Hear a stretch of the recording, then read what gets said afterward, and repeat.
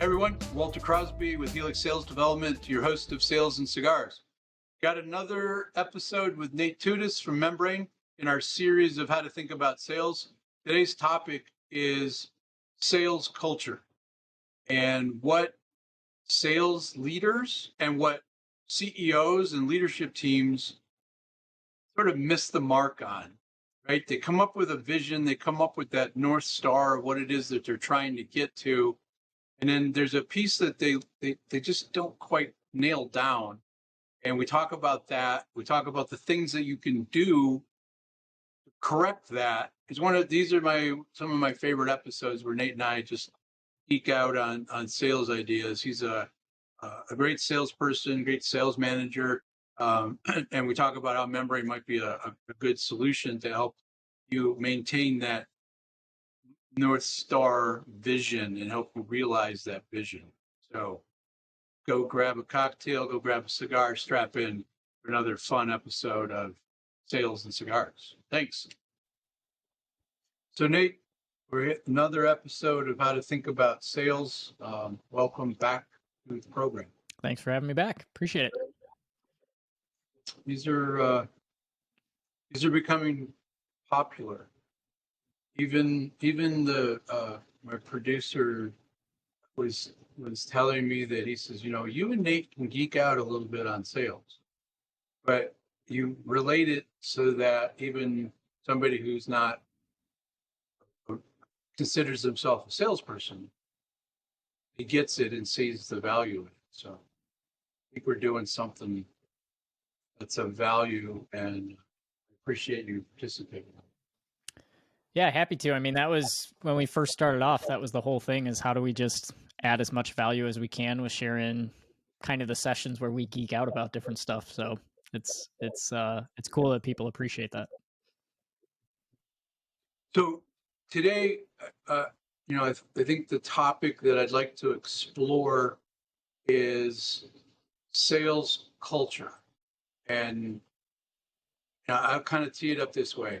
Sales culture is a little different than company culture.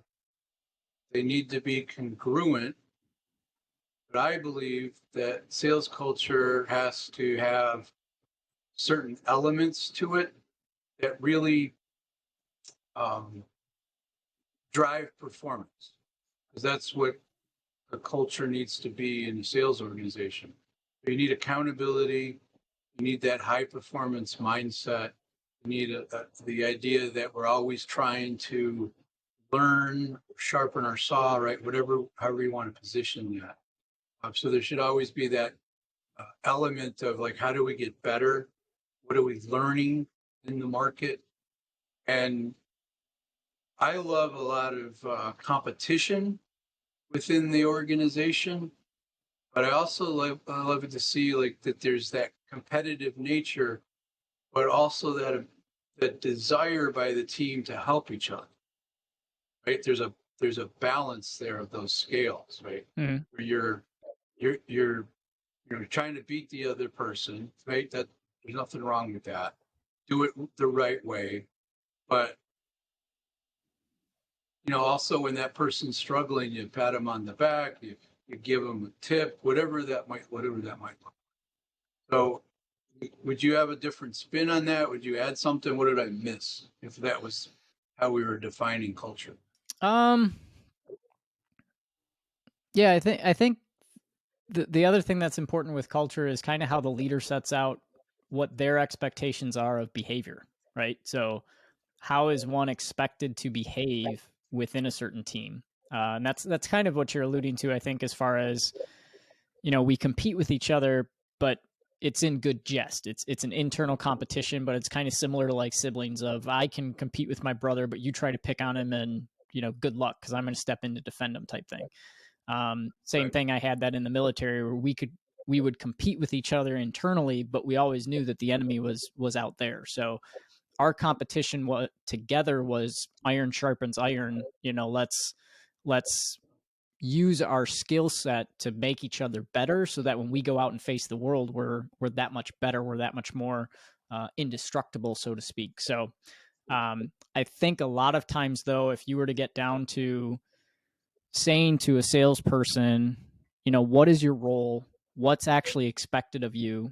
What's expected of you from a performance perspective? What's expected of you from a behavior perspective? And then look back at how well did that actually align with the job description when you first got hired? You'd have like maybe 2 out of 10 things that might actually line up. And everybody would probably give you a different answer. So it's sort of like give me your 30-second commercial and your value statement, and they're all wildly different. Yeah. And for the same reason. And my opinion is that comes from leadership, right? You have leadership of the department, the sales leader, whatever that person is, a manager, director, VP, CRO, but also chief executive officer, the chief effectiveness officer, right? President, whatever title he or she has. They have to be able to make sure that sales organization has their strategy understood. They understand the brand. They understand what the company's trying to do, how they want to treat their customers, right? That comes from both the chief executive officer and the chief sales officer. They have to be able to make those expectations clear. And they have to be able to articulate that in a way that everybody understands, and they have to articulate it over and over and over, right? It's just not a one and done situation. Yep. So like when we do an SCIA for a team where we're looking at the effectiveness and analyzing how well they can improve, there's one slide in that deck that talks about, did the company think you were a performer? Did you think you were a performer, right? And, are you a performer or are you not a performer based on certain numbers? And I cannot remember the last time I saw one of those where everybody was aligned, right? Where everybody was 100% in the one box of, I know I'm performing and I know that and the company believes that they were performing. Or that they were all aligned in that I know I'm not performing, and the company agrees with that, which is even more rare, right? Because somebody has to admit that they're not being successful. So, I mean, we've read some of the same books, mostly because you're like, hey, you should read this book. And I've reread some books. So, I think we should be able to talk about, or we should talk about, culture in the context of dysfunction and what's missing. But I really like what you said about setting those expectations and making it clear about what's acceptable behavior and what isn't. So since you brought it up, did you expound on that a little? Yeah, well, I think, one thing that's interesting, and you and I both get the opportunity to interact with both sales leaders, VPs of sales, CROs, sales managers that are in different roles. And we also get the opportunity to interact with the CEO or the president of a company. And one thing that has always been interesting to me is how many times those two individuals, when you actually get down to brass tacks of what's your vision of, like, chief executive officer, what's your vision of how you want your company portrayed in the market when the sales team goes to market and approaches your customers? How do you see that? What should that look like? Blah, blah, blah. And then having that same conversation with the sales leader, and they're not always on the same page. Sometimes you have a sales leader that's very ambitious and wants a certain way of selling and wants to see all that. But when you go back to the CEO or the president, they're not aligned. That drive isn't necessarily there. They want the revenue, but when you actually have the conversation to say, okay, well, what's it actually going to take to get you there? What changes need to take place within the team? What performance standards need to be in place? If people aren't meeting those performance standards, what needs to take place? And what does that mean from a overall company perspective? You don't always have that there. So the change management component to reach some of those things when there is alignment is different. And I think the other thing is just from a pure communication standpoint, we all tend to be fairly ambiguous with our language. I've got a company I know of where they've said many times that they want to have, one of the best sales forces out there. And I've had the opportunity to talk to the company president, and I've said, that's amazing. How would you define that? What would that look like? And they go, well, I don't know. It's like, well, if you're using the phrase, the specific phrase that they had used was they want a sales force that's best in class. If you're using the phrase, I want something that's best in class, but you can't describe it, well, just think of the automobile industry, right? Best in class to me could be an Aston Martin, or it could be a Ford Raptor. It depends on what our end goal is and what we're actually trying to accomplish, right? Well, what's the class? What's the segment? What are we comparing ourselves to? What's the measurement of success? Mm-hmm. But I want to go back to something that you said a minute ago. Like if you were sitting in a room with the chief salesperson and the chief executive officer and operations director and chief marketing officer, and you got those folks sitting in the same room, like, all right, guys, I'm going to ask you a question. And I want you to write down the answer to the question, no more than 2 sentences, on a piece of paper, and then we're going to share that after you get it written down. You're going to have a couple of minutes to do it. So, what's the question that one would ask that group of people to see if there's alignment with the leadership, not in their departments? I think that's the second question. But the first question is, what is it we're trying to represent? What's our goal as a company and a brand? What would you think?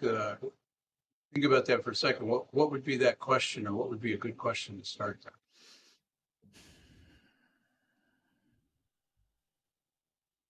I think you could probably just start off with and this is kind of a two-parter, but what's your vision for the company? And when people think about your organization, what do you want people to say about your organization? What would that vision be, and how would you see that executed? So the rocking chair test.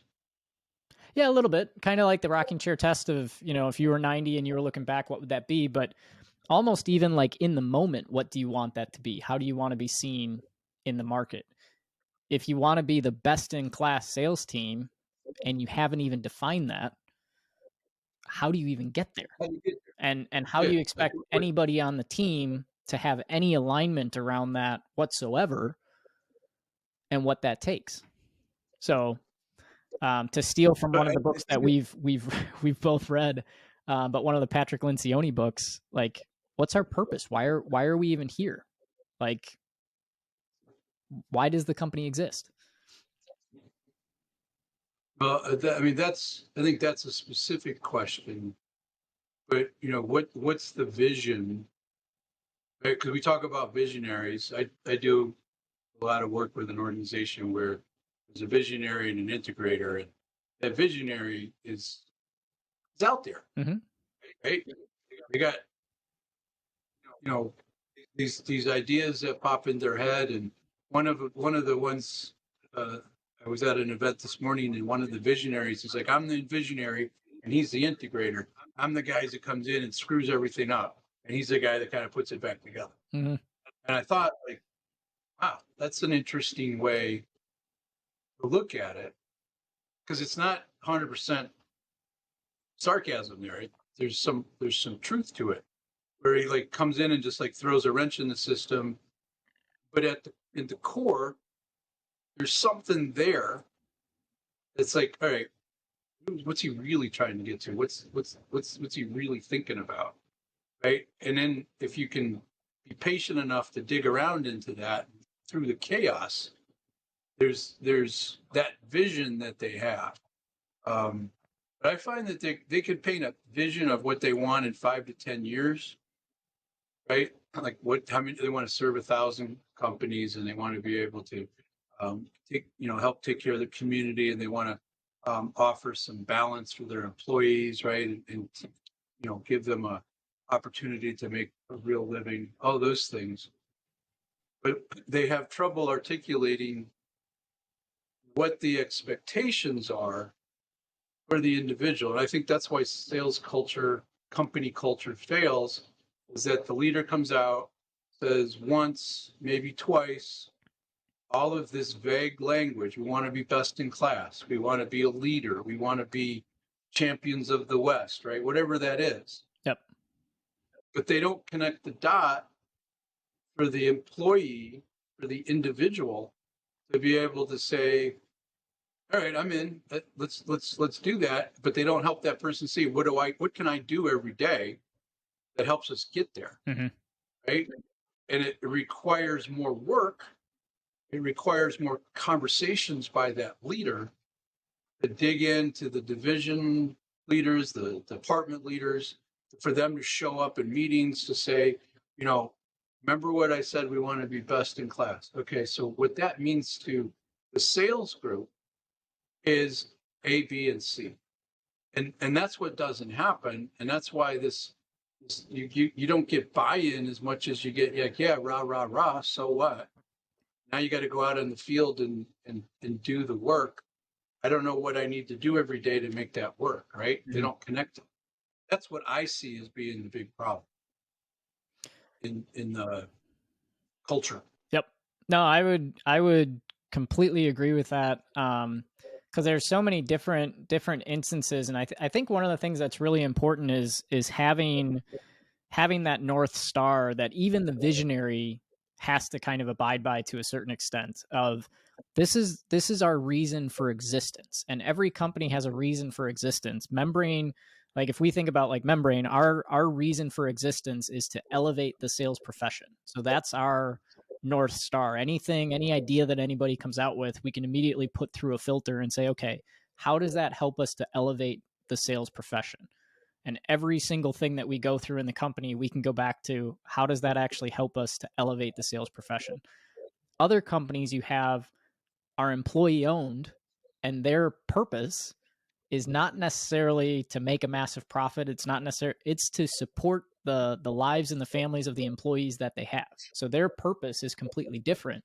And many times we don't look into what's the actual purpose that we're here for, right? Even getting that to have that North Star that you can go back and filter things down through needs to be communicated all the way up and down the chain. It needs to be clear, talked about consistently, talked about a lot. And then I think I like the idea of North Star. I heard that this morning at the event I was at. They use that term, like the North Star. Why are we here? And it's an exercise that they actually work through. And I think it's meaningful, but I think if you don't take it to the next level and the next level after that and the next level after that, because that guy on the loading dock has to be able to feel connected to that vision. Otherwise, he or she isn't going to be able to feel that same camaraderie and collaboration and connection to the culture. I told a story on a previous podcast where I was working at a manufacturing company, sales role, and the guy on the dock, on the shipping dock, was responsible for stuff coming in and out, packaging up, and sending it out. He made the executive decision that there were 40 boxes going out to the company for a job that had a deadline. They needed it for this date. And he decided to pull one of the boxes because it was damaged. And when he looked at it, he could see that the equipment inside was jacked up. So instead of holding all 40 boxes, he shipped 39 and held the one. Got it connected, went back, got it. They fixed the ones that were damaged. And what he did is he called me and said, hey, here's what I did. And I'm like, what? You did what? And he's like, Yeah, I just didn't figure that it was good to send it out because they were going to come back and they were going to be upset about it, and we'd have to go send a replacement. So I just pulled it, and then you can either go deliver it, or I can overnight it, or we have options. So I remember I called the customer and I said, "Look, hey," and they knew the guy because they would come pick stuff up. I said, Gary pulled the package and told them the story. And they're like, "Are you serious?" I'm like, "Yeah." He's like, "He did that to help make sure that there wasn't a problem, that we didn't see that in the last minute." I'm like, "That's exactly what he was thinking. If you didn't see the damaged box, you open it up, it's the last day, you got to get it done, and poof, it's broken." Mm-hmm. I said, "I'll have you the new box tomorrow, and you don't need all of them to start the job anyway." But he did that on his own because he understood that we try to help the customer. Our differentiator with the customer wasn't price, it wasn't better product, it was, we're going to make your job of delivering the product on time what we do. And he that decision did that. Mm-hmm. And this is a guy, it's an important job. He wasn't making $1 million, but that customer came in a couple of weeks later, boxed the swag of their stuff, gave it to him, and said, "Hey, we know what you did. Appreciate it. The job went well, blah, blah, blah, blah." And then they come and found me, and they're like, "We need to go talk to the boss man." I marched them over to the corner office, and they told him, he was happy as he got. But my point is that had a ripple effect, and that customer, we had the benefit of the doubt. They were a great customer for a very long time because if somebody understood what the differentiator was Mm-hmm. at its job function. Yep. So it's a long story. Sorry. But I think that's the piece that's usually missing. Mm-hmm. And in the sales organization, you still need that North Star, best in class. What our expectations are. Like, we don't want to hit our numbers. We want to, as a team, blow our number up. Sometimes Nate's going to kill it. Sometimes Walter's going to kill it. But we're going to be there to help each other out and win as a team.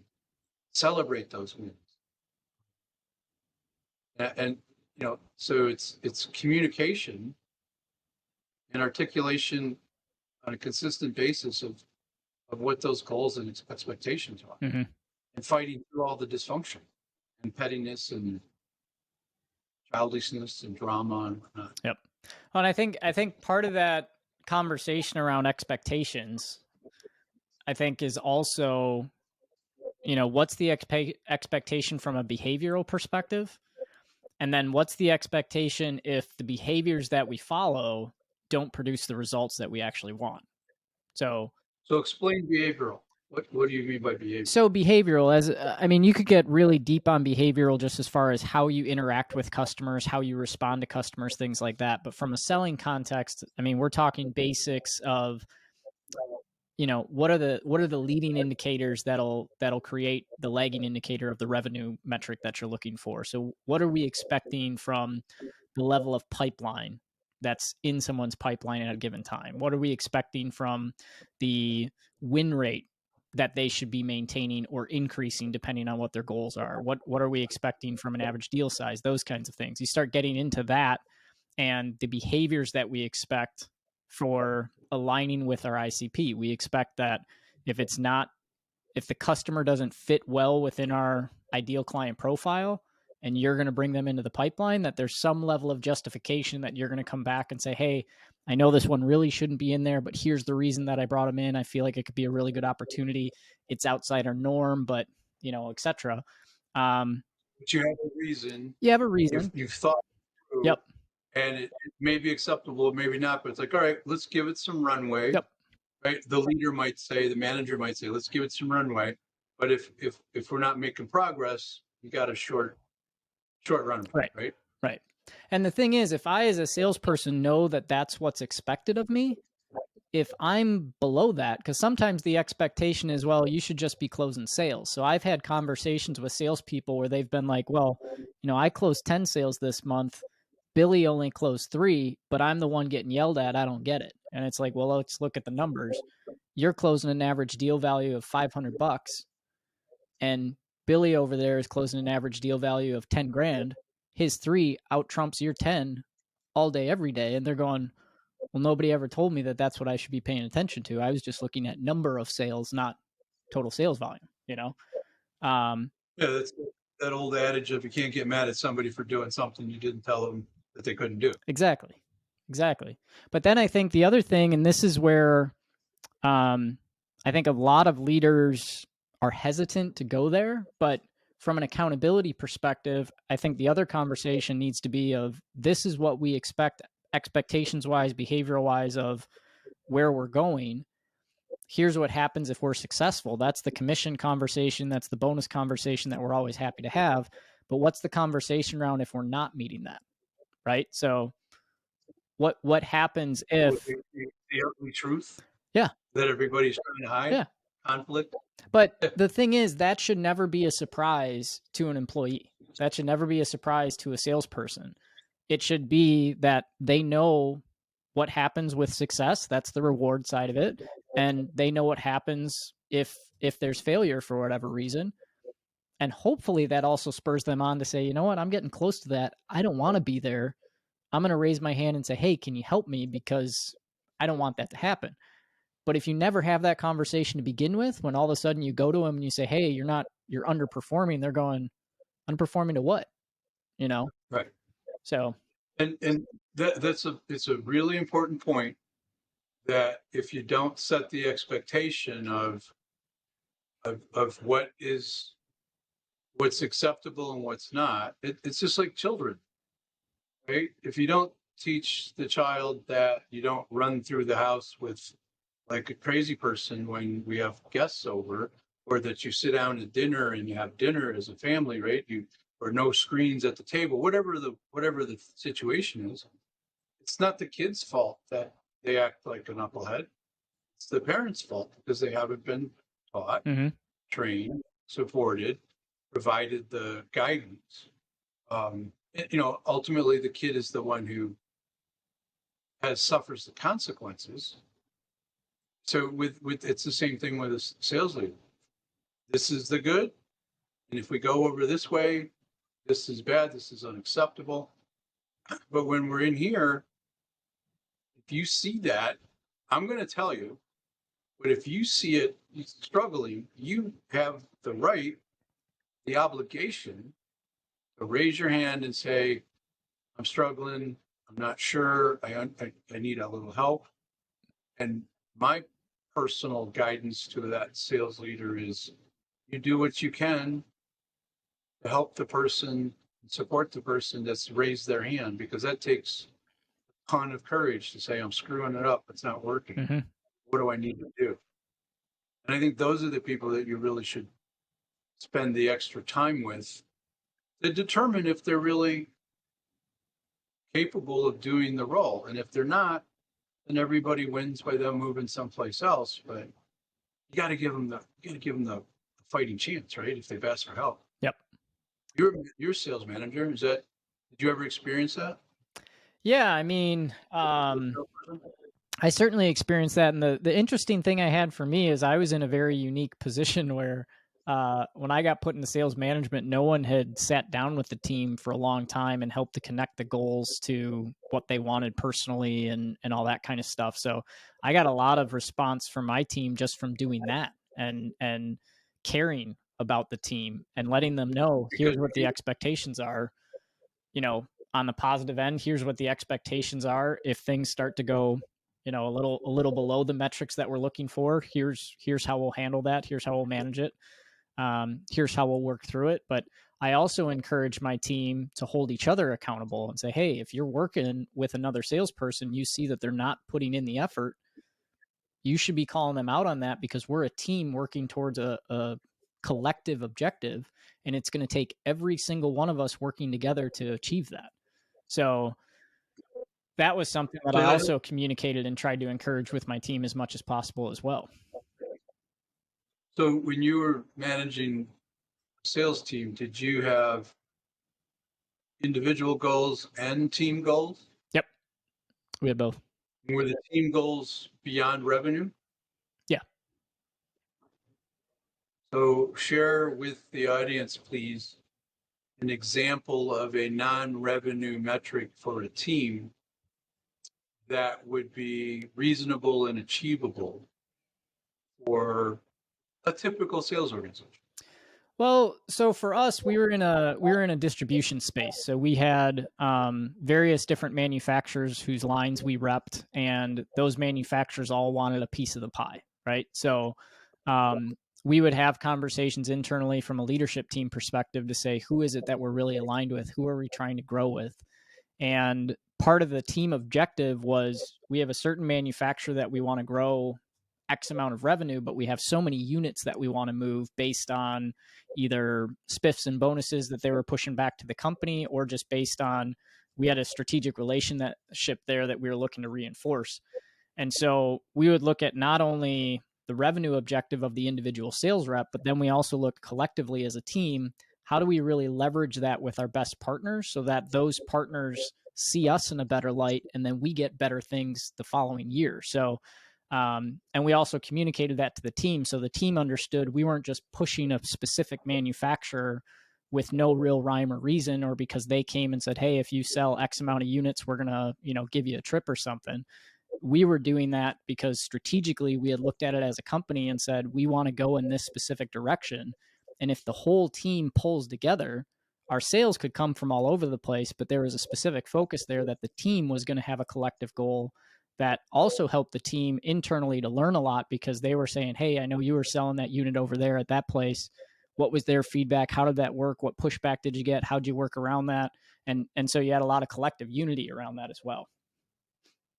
But it's because the communication was thorough, and the why behind, like, all right, we want to line up with this group because we think their flexibility in shipping, their flexibility in manufacturing, their product line is diverse, whatever the reasons were that the executive team came up with. Mm-hmm.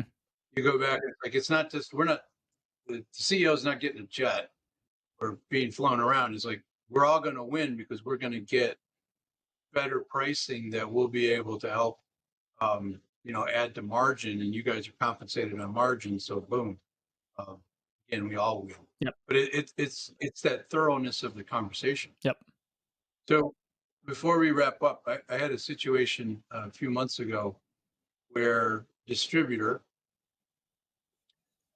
they compensated their salespeople, right? The company compensated their employees, commissions and bonuses. But the distributor gave the employees spiffs that were sizable, 5 figures, to do certain things that may or may not have supported the strategic objectives of the company. As a distributor, did you ever encounter that where they were writing checks to the salespeople as the company that manufactured the products? Yeah. You ever seen that? Yep. Yeah, that happens all the time in distribution, because the manufacturers are looking for ways to incentivize the reps to go out there and push their line as much as possible. And that also comes back to making sure that you're actually communicating all the way up the chain of command and all the way down the chain of command from a strategic perspective. And we had that happen a couple of times. And what that really boiled down to is I made sure that the distributor or the manufacturers, if they wanted to present an idea like that they would come through me first, so that I understood at least what the incentive was for my team. And then we would talk as a leadership team to say, how does this align with our overall objective? And is this something that we want to push out to our team?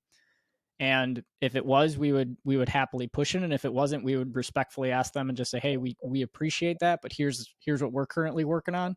And if you do that, that's really going to hamper the relationship we have, because it's going to take us off our strategic alignment. And, we'd kind of say, basically, can we push that off a quarter or push that off a couple for whatever reason? But it goes back to leadership whatever level, Yep. is having an uncomfortable conversation with somebody, right? And that's sales manager, sales director, being able to go to that distributor and say, look, we understand you want to move that product. That's cool. And we're not going to tell them not to, but it doesn't line up with what we're really trying to do. So Yep. It's that isn't what was occurring. They just allowed the reps to basically cut their own deal, and maybe $25,000 extra. Mm-hmm. Yeah. They sold that thing, Yep. and that's a tough thing to put at the feet of an individual to make the right choice for the customer. Right. Because to me, that's where I was coming from. Is that what the customer really needs? Yeah, they might never know, but is that the right thing to do? Yep. To give that individual that much authority when it might not be? Well, the other thing that you have there, because I remember this happening at one point, and we brought the manufacturer rep in. He kind of shared the program that they had and what he wanted to present and everything, and we said, okay, so let's look at that from our strategic point of view right now. And as it stands, we didn't have the inventory to support what he was looking to do. So the sales numbers that he was looking to hit based on his territory and his plan that they had created back at HQ, pretty much, I don't know if it was actually at HQ for the manufacturer, but what they had created from the manufacturing side, and they were bringing to us, and we looked at it and said, okay, so here's what that's going to mean for us operationally. Right? We're going to have to increase the amount of inventory that we have on hand. We're going to have to do this. We're going to have to do this. We're going to have to do this just to meet the orders that our sales team could potentially place if they do what you're asking them to do. What would be a lot more effective is if we started seeding the market now and creating an awareness within the customer base around that. And we'd be happy to do that. We'd be happy to coordinate from a marketing perspective so that we're increasing awareness around that. That'll give us the time to get feedback from the market and figure out if that's something that we want to bring in stock, bring in inventory, et cetera. And we worked through the whole thing, and it ended up being where it was a win-win based on actually delaying it, which they weren't really happy about initially, but they saw that had we done it the way they wanted, just kind of helter-skelter, to your point, the customer wouldn't have been satisfied. Our internal team would have been pulling their hair out going, we don't have the inventory. Like now we have a bunch of backlog, this, that, and the other. And the salesperson's going, well, why am I not getting paid? Well, you're not getting paid because you don't get paid until we deliver the product and we get paid. And, you go through the whole thing. And all that needs to be coordinated. And a lot of times that isn't always as well thought out as it should be, I guess you could say. And to me, that goes back to what we said at the beginning. It's the leaders defining the strategy, mm-hmm. defining what it's going to be, and then breaking that down, and then having that be, all right, there's the North Star. That's what we're looking. That's where we're headed. Does this get us there? Yep. Yes or no? Maybe. Well, maybe's not the right answer. Let's dig into it, right? But that's something that has to be. That's got to come from the top. You can't expect your people just to go figure that out. Right. And I think that,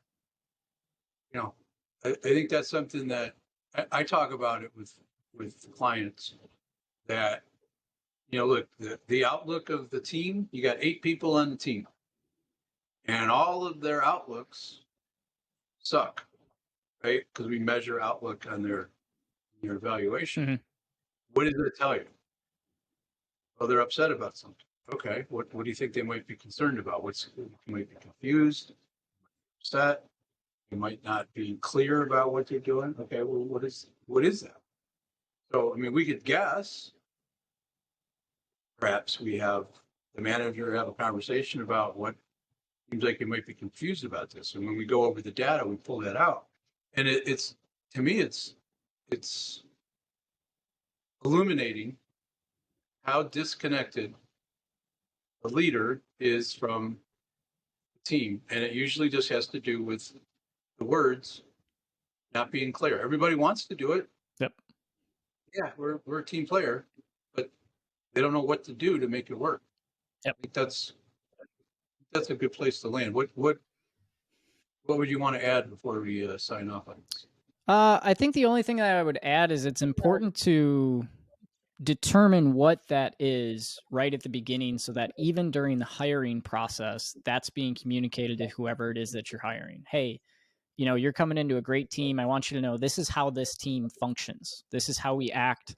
This is what's expected. This is what happens when things don't go as expected. This is how we work together. This is how we challenge each other. This is how we compete. This is, communicate all of that and let the person know that culturally they need to fit that culture, because if they don't, they may not really enjoy their job all that well.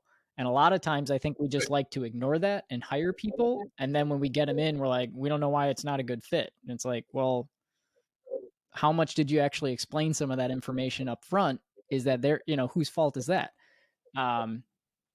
Just telling a salesperson that we're going to hold you accountable to metrics, and the accountability looks like this.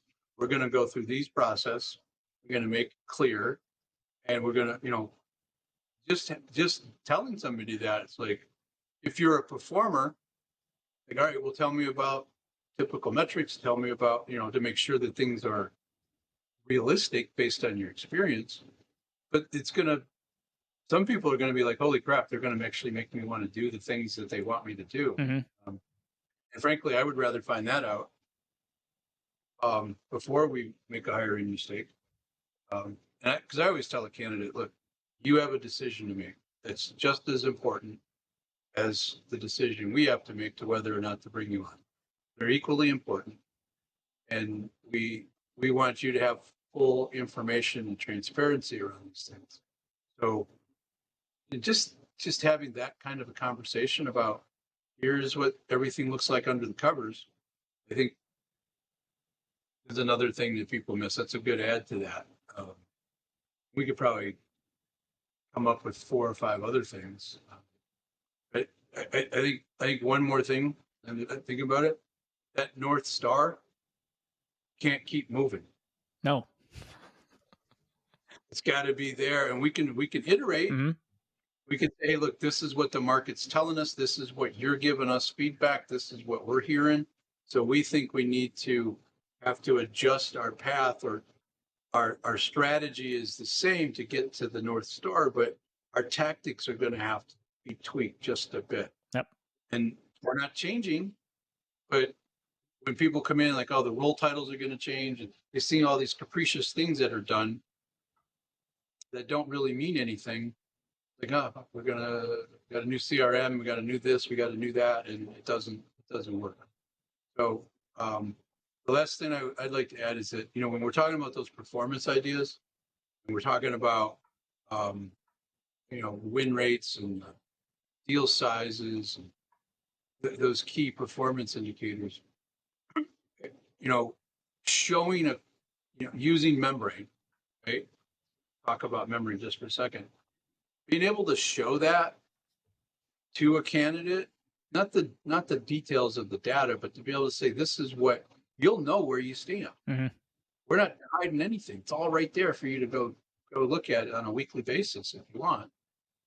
I think, that's one of the, like, a shout out to Membrane for that ability for everybody to be aware, and it makes it easier for leadership, makes it easier for managers to illustrate, check, verify, make sure that they're being effective. I think that's just something that we should add to this, because Membrane's paying you, they're a valued partner to Helix, because it's the best freaking product on the market as far as I'm concerned. Well, yeah, you're not going to get any argument from me there. But I think one of the main things is, and I've gotten on this soapbox previously, I know, but just on that point, one thing that I've always believed from my time in the Marine Corps and then going out into the civilian world and seeing how people recruit and do all that kind of stuff, and you and I have had this conversation before, but when you get recruited, especially by the Marines, one of their core messages that attracts people to the Marine Corps is they say, listen, we have a 13-week process that we've proven over hundreds of years of turning civilians, and however you want to describe yourself, which we don't do in the most pleasant of manner, as you can imagine. And in 13 weeks, we forge you into a Marine. You earn that title, and at the end of it, you come out a United States Marine, something that no one can ever take away from you, blah, blah, blah, blah, blah.